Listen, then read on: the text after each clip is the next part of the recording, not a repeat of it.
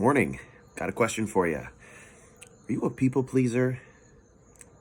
I'd like to think that I'm not so much a people pleaser, but honestly, yeah, I think I'm a people pleaser too. And sometimes being a people pleaser can make my Christian life very difficult because I just want to see people happy. I don't want to offend anybody. I don't want to make anybody mad.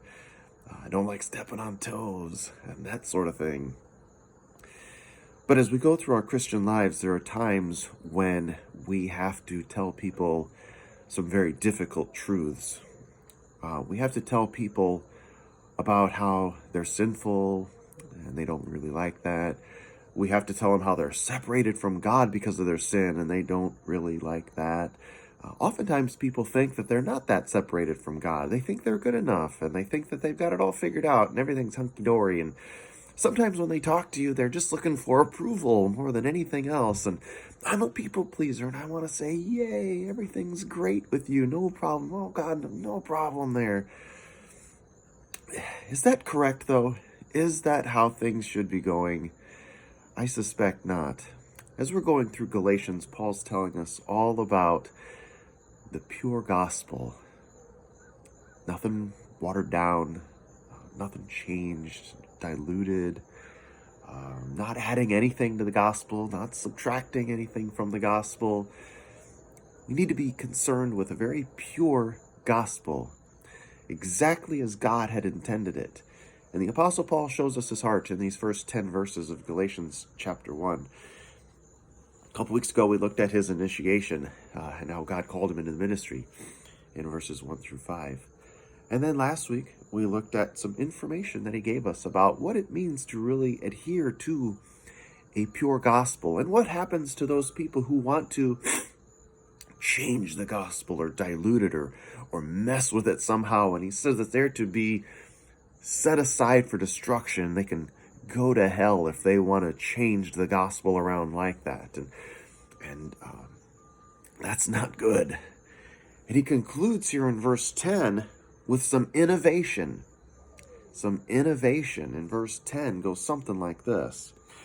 For do I now persuade men or God? Or do I seek to please men? For if I still pleased men, I would not be a bondservant of Christ. Boy, if that just doesn't hit me right in the gut, I hope that hits you right in the gut, especially us people pleasers. Man, I just want to make everybody happy and just, no conflict, nothing like that. And the gospel of God is, well, it can cause conflict. It can separate people. And that's tough. It's tough for a people pleaser.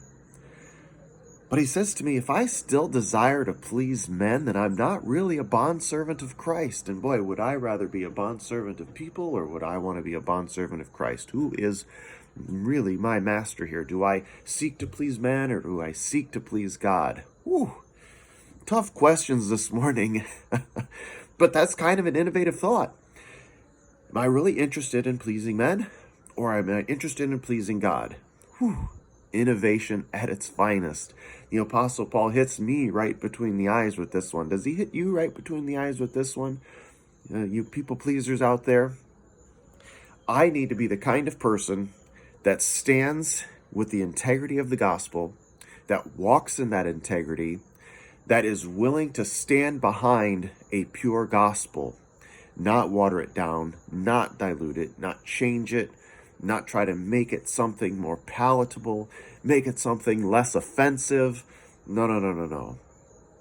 If we're going to be truly bondservants of the Lord Jesus Christ, we need to be the kind of people who lay the gospel out as is. That we are filthy, rotten sinners. We are separated from God. The only cure is the righteousness of Christ to cover us. And that's it. We've got to accept the finished work of Jesus Christ on the cross by faith.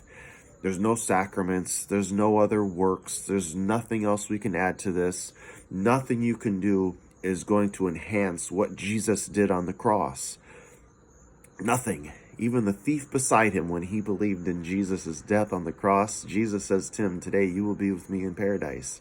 It really is that simple. What an innovative thought from the Apostle Paul.